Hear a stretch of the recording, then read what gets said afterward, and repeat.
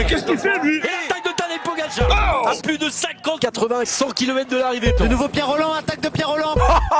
Attaque de Marlou. Aïe, aïe, aïe, attention, Philippe peut le pas rappeler.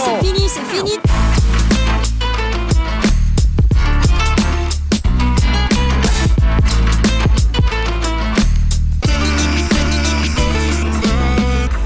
Bonjour à toutes et à tous et bienvenue pour le débrief de la 6e étape du Tour de France Femmes avec Zwift. 6e étape, comme l'an dernier, lors du Tour 2024, victoire d'une Française.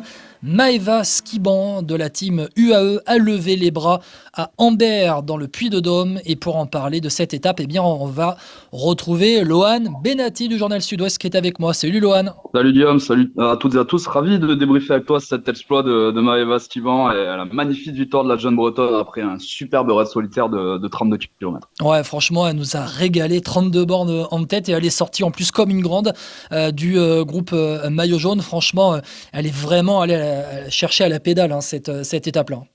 Ouais, elle a super bien senti. Elle n'était pas dans l'échappée matinale et avec Elise Chabet qui s'est fait reprendre du coup sur les pentes du col du Chancer.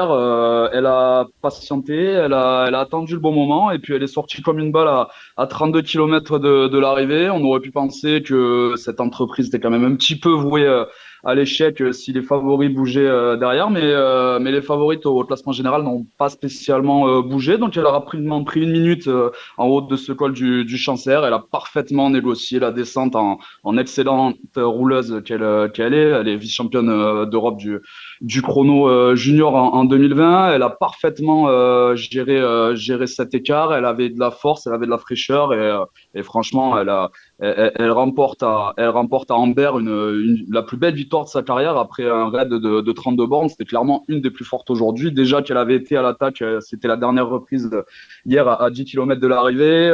Elle avait chuté lors de la première étape. Elle avait été nommée combative de la deuxième étape. Elle était vraiment à l'avance sur ce Tour de France et là, elle a été récompensée après un superbe raid solitaire.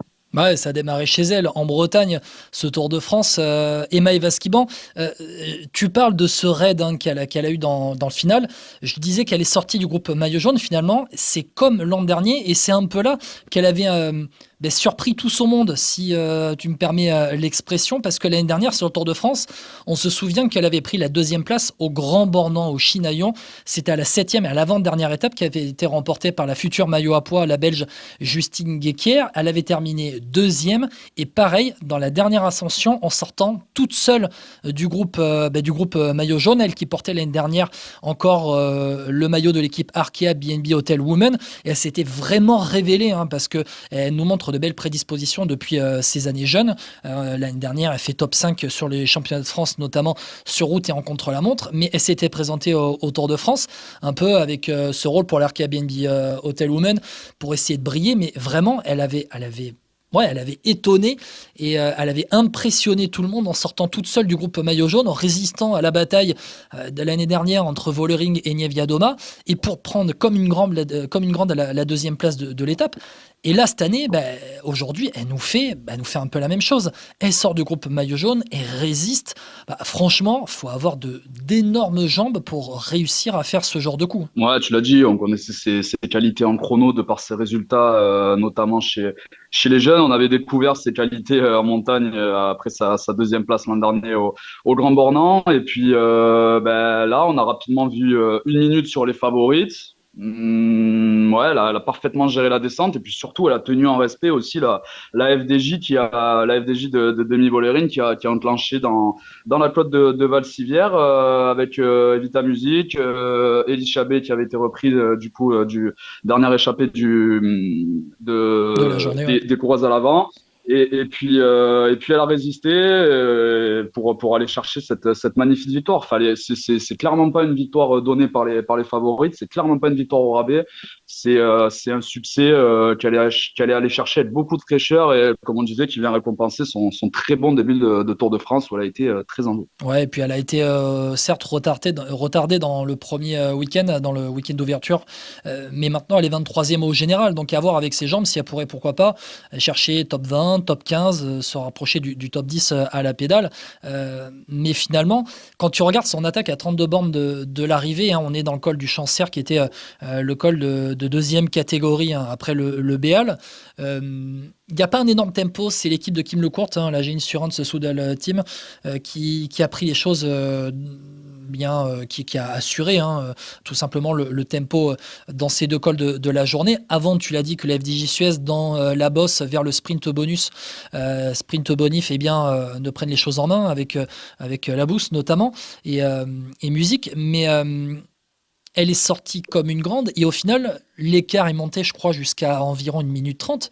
Mais sur la ligne d'arrivée, Ouais. elle gagne avec 1,09 sur la boost et 1,13 sur le groupe maillot jaune, réglé justement par Kim Lecourt. Ouais, le peloton ne lui a quasiment rien pris, hein, d'où cette forte impression de puissance et de fraîcheur que Maëva Stivan a dégagé. Après, au niveau des favorites, on aurait pu penser déjà une première explication, mais il n'en a rien été. Je pense que tout le monde attend ce redoutable week-end alpestre qui sera clairement un juge de paix dans cette fin de Tour de France. Donc voilà, les favorites n'ont pas beaucoup bougé, mis à part ce sprint bonus en haut de Valsivière, où une nouvelle fois, c'est Kim Lecourt qui s'est montré la plus punchy avec devant Nievadova et Vollering.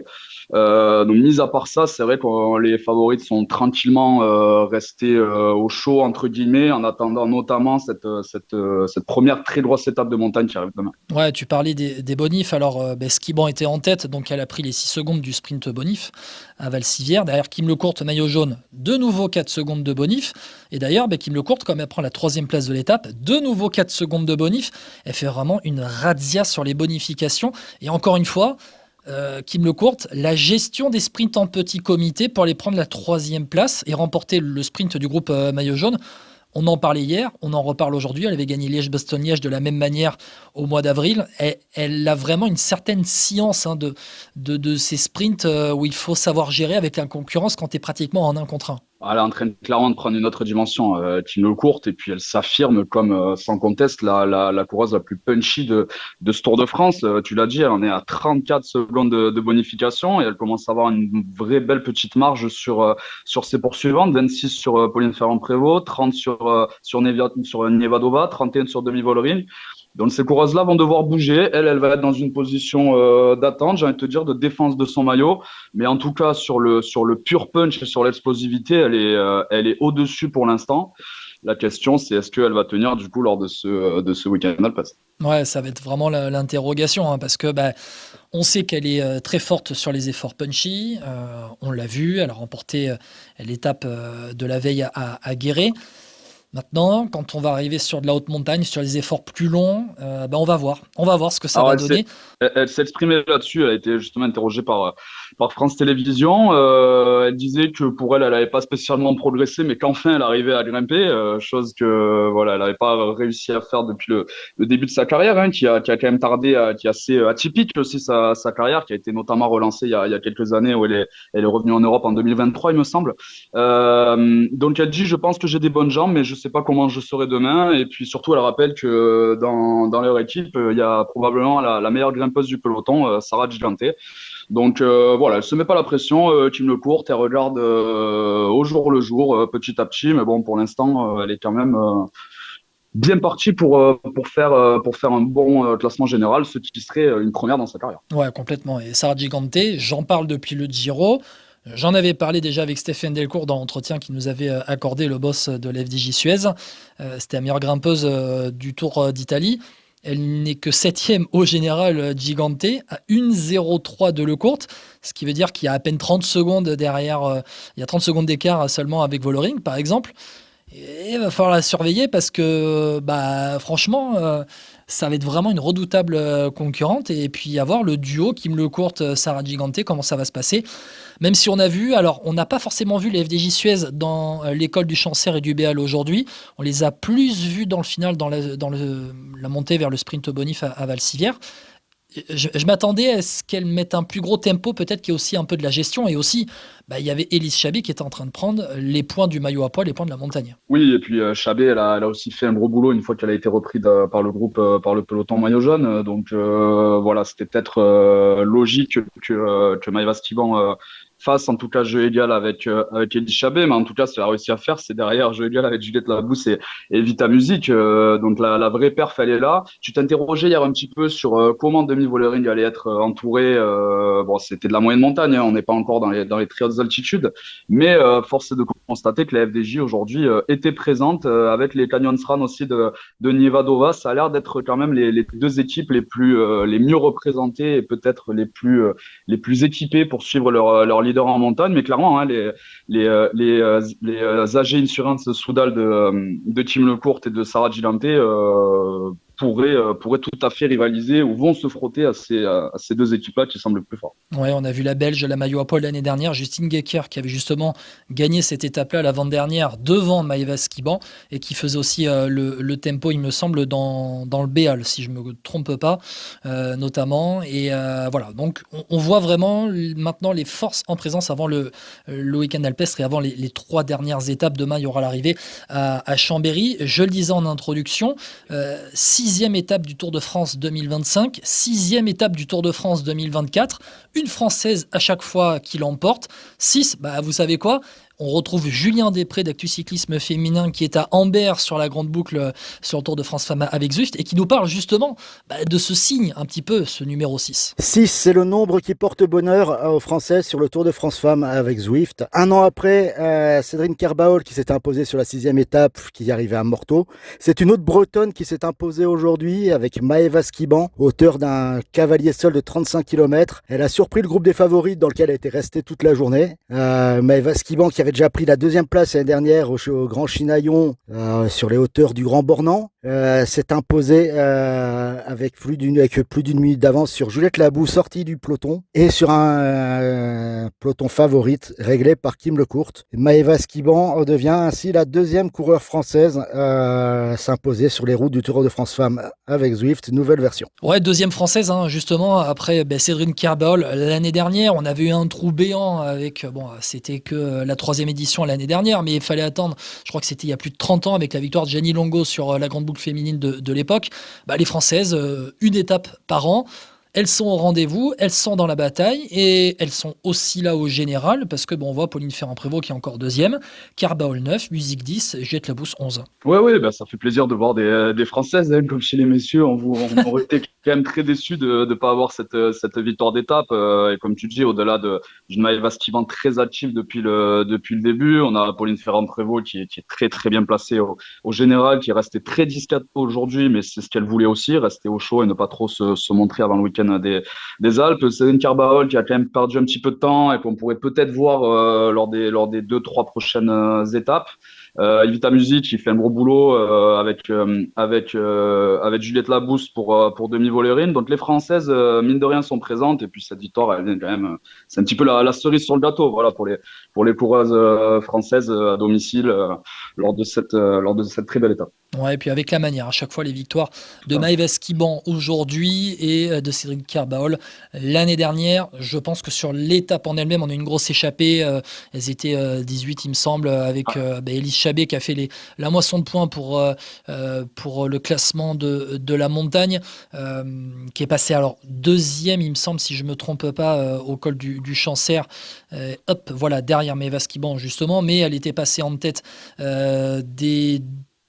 de la première côte, de la côte de la Courpierre, 3e catégorie, 3 points elle avait pris. Elle avait pris 2 points derrière Brody Chapman à la côte d'Augerolles, et au col du Béal, elle a pris les 10 points en tête et elle a pris les 3 points à la 2e place au col du Chancer. Encore une belle moisson de points aujourd'hui pour la Suissesse de la FDJ Suez qui accentue son avance en tête du classement avec 18 points pris aujourd'hui. On parlera des classements juste après. Elle commence à avoir une très très belle avance et si elle arrive à prendre l'échappée lors d'une des 2 prochaines étapes, elle serait peut-être plus très très loin de ce maillot à pois. Oui, alors justement, est-ce qu'elle prend les points du maillot à pois maintenant pour ensuite servir Demi Vollering dans le reste du Tour de France? Parce que forcément, c'est tout pour Demi Vollering pour le classement général. Maintenant qu'on a le maillot à pois pour une équipe française, pour l'FDJ Suez, on va tenter de le garder jusqu'à la fin, mais, il y aura quand même l'objectif général avec Vollering à aller chercher. Oui, peut-être qu'il faudrait pas, comme tu dis, se disperser. En tout cas, aujourd'hui, comme depuis le début du tour, elle est à l'attaque. Et donc, si elle veut garder ce maillot à poids, elle sera obligée de prendre une échappée lors des 2 prochaines journées. Bon, Lohan, je pense qu'on a bien débriefé cette étape-là. Il n'y a pas eu de grandes explications on aurait pu finalement. s'attendre à une petite explication entre favorites, mais voilà, l'image de ce qu'a dit Pauline Ferrand-Prévot sur France Télévisions à l'arrivée, c'est que hier, elle s'était un petit peu découverte pour aller prendre des bonifs, et puis elle s'était fait contrer. Donc voilà, elle a reconnu son erreur. Elle voulait rester au chaud, garder des forces jusqu'à la fin. Elle a rappelé que l'arrivée au sommet du col de la Madeleine, c'était un effort très très long, qu'il fallait être en pleine possession de ses moyens. Donc voilà, je pense qu'à l'image de Pauline, toutes les favorites n'ont pas voulu trop forcer en attendant les 2 prochaines étapes. Ouais, et puis d'ailleurs, il y a un col de première catégorie qui est placé demain, avant l'arrivée à Chambéry, deuxième catégorie avec le Granier, pas très loin de l'arrivée. Donc il y aura aussi une bataille, à mon avis, peut-être là, pour ensuite attaquer la descente. Et tu l'as dit, et Pauline Ferrand-Prévot l'avait dit aussi lors de l'interview à France Télévisions, il y a déjà eu une bataille hier entre les chefs. On a déjà vu, on en parlait hier soir, un peu la physionomie du général bien se dessiner en vue du dernier week-end. Donc là, elles se sont offertes, on va pas dire un jour de répit parce que ça a quand même bien roulé, mais on est resté un peu à l'abri, on n'a pas découvert toutes les forces, on a laissé l'équipe de Kim Lecourt gérer la journée.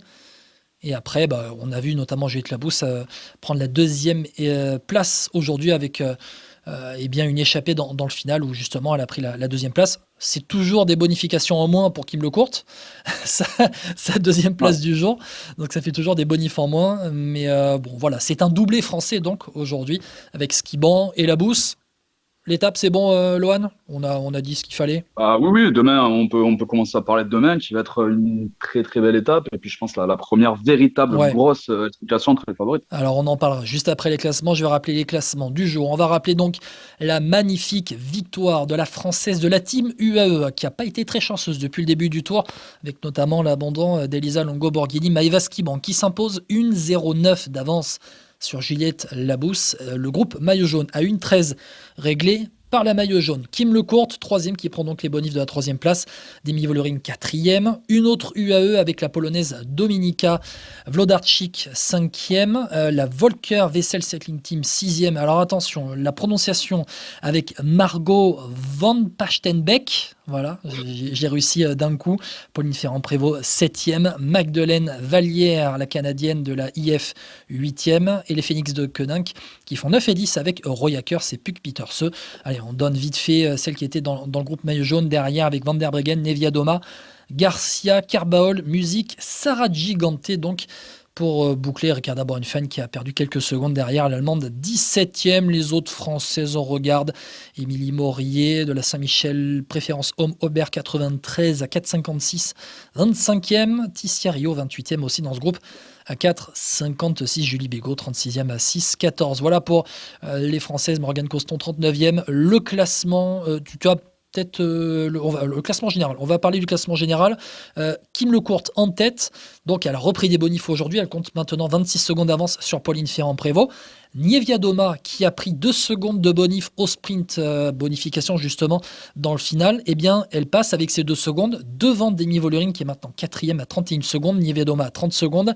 Van der Breggen 5e à 35. Paulina Royker 6e à 53 secondes.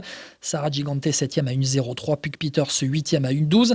Carbaol et Musique, 9 et 10 à 1,24. Juliette Labousse, 11e à 1,35. Je note juste Dominika Wlodarczyk de la team UAE, 12e à 1,56 parce que derrière, eh bien, on est pratiquement à 4 minutes avec Nive Fischer-Black, 13e au classement général. Elles sont maintenant 6 en 1 minute. Ça va être très très serré. Va pas falloir se manquer techniquement dans ce dernier week-end, Lohan. Ouais, on sait que ce Tour de France Femmes, il peut encore se jouer à une poignée de secondes. Hein. Tu vois, j'ai envie de te dire que Roy Akers a 53 secondes, qui a déjà 5 filles très costauds devant elle. Ça me semble presque déjà un peu loin, quoi, même si tout est encore possible, évidemment, en haut de la Madeleine et lors de ces 2 prochaines étapes. Mais vraiment, moi, ce top 5, je pense que la future vainqueur est là, en sachant qu'entre Pauline, 2e, et Anna van der Breggen, 5e, il y a 9 secondes, tu vois. Donc, le suspense est entier, ça promet. Mais peut-être que les filles qui sont repoussées au-delà de la minute, déjà, tu vois, type Sarah Gigante à 1 minute 03, j'ai peur peut-être que pour la victoire finale, ce soit déjà un petit peu compliqué. Ouais, alors moi je surveillerai Sarah Gigante jusqu'au bout parce que voilà, je vais On pas sait que c'est ta encore en chouchou. dire plus. Bah non, mais elle m'a vraiment impressionné sur le Giro, donc je vais quand même la surveiller de près. Juste, vous avez noté, hein, il n'y a plus Marianne Vos hein, maintenant dans ce top 10. Elle a perdu 23 places aujourd'hui. Elle était sixième au départ ce matin. Elle a pris un quart d'heure donc dans les montagnes du Massif Ouais, il y a central. noté, Guillaume, que ni Lorena Wiebes ni Marianne Vos n'ont pris de points aujourd'hui, alors que le sprint intermédiaire était placé au kilomètre 30, mais la grosse échappée était déjà partie. Donc voilà, que va-t-il se passer demain avec un sprint inter placé à 70 km de l'étape, à voir, mais je pense que si Lorena Wiebes ou Marianne Vos visent ce maillot vert, elle serait bien inspirée d'aller prendre des points au sprint intermédiaire. Ouais, et justement, le classement par points avec Vibes, 208 points, devant Marianne Vos, 178, toujours 30 points d'écart, elles n'ont pas pris de points aujourd'hui. Par contre, Kim Lecourt en a pris 15 aujourd'hui, des points. Elle a 118 points maintenant. Kim Lecourt, ça fait donc 90 longueurs de retard sur Lorena Wiebes, 60 longueurs de retard sur Marianne Vos. On a Demi Vollering à 97 points, 4e, Anna van der Breggen, 5e, à 75 points. Le classement de la montagne, avec la moisson d'Elise Chabet qui a pris 18 points aujourd'hui, tout comme Silke Smulders qui en a pris 11, Brody Chapman 10 points. Voilà pour les principales prétendantes pour l'instant à ce maillot à pois. Elise Chabet qui compte 29 points en tête de ce classement de la montagne. C'est 12 de plus que Silke Smulders et c'est 15 de plus que Brody Chapman.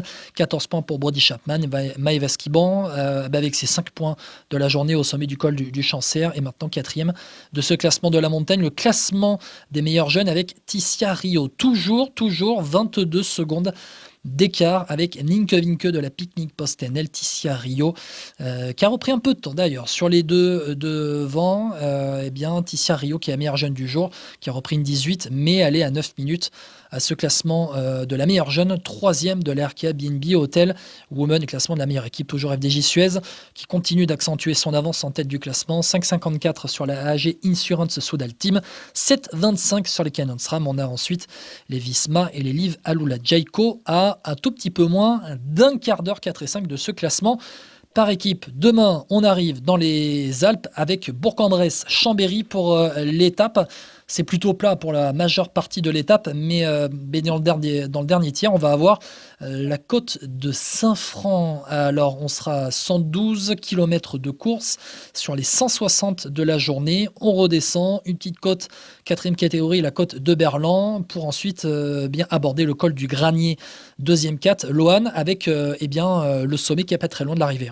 Ouais, vu la physionomie, je pense que l'explication, on l'aura là. Tu l'as dit, les 2 tiers de l'étape sont plats. Donc, à mon avis, passer la côte de Saint-Franc, t'attaques après la côte de Berlan et puis le col du Granier, 9 km à 5% et demi. Le sommet placé à 17 km de l'arrivée. Tu en as pour 17 km de descente ou pratiquement, comme on a parlé, hein, quand on prend le classement général, tu vois, les Pauline, Nievadova, Vollering, Anna van der Breggen, va falloir qu'elles bougent, va falloir qu'elles attaquent Kim Lecourt, parce que Kim Lecourt, une course d'attente, c'est tout ce qu'elle espère. Hein. Je pense que vu sa forme, elle a les moyens de passer le col du Granier ou à minima de recoller dans la descente.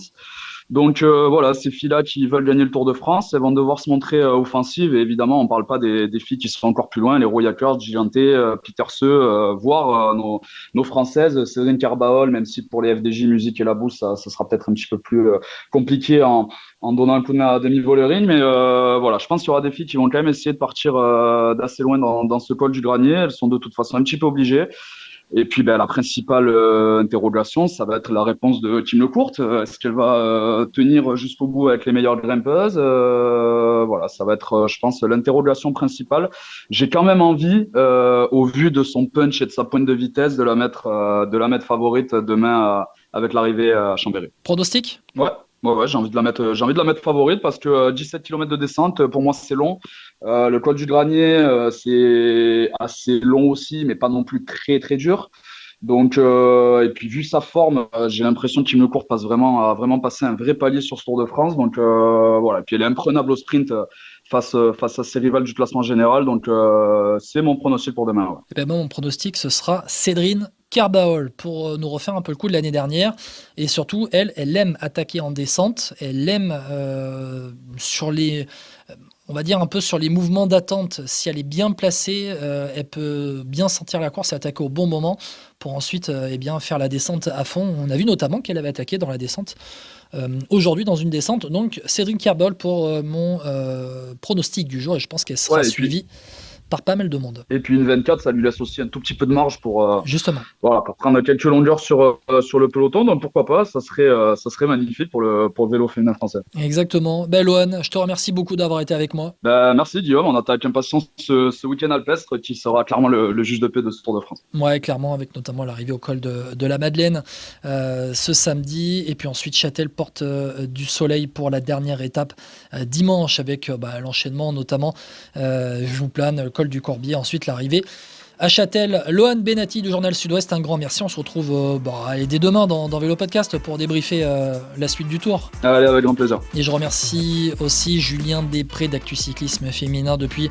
Ambert qui nous a donné un peu son petit billet d'humeur après la victoire de Maëva Skiban. Magnifique victoire de Maëva Skiban sur le Tour de France Femmes avec Zwift. Je rappelle, actucyclismeféminin.fr ainsi que les réseaux sociaux avec tout le travail de Julien. Vélo Podcast sur la chaîne YouTube de Vélo Podcast ainsi que les plateformes Apple Podcast, Deezer, Spotify. Bonne soirée à toutes et à tous et à demain pour la suite du Tour de France Femmes. Ciao ciao.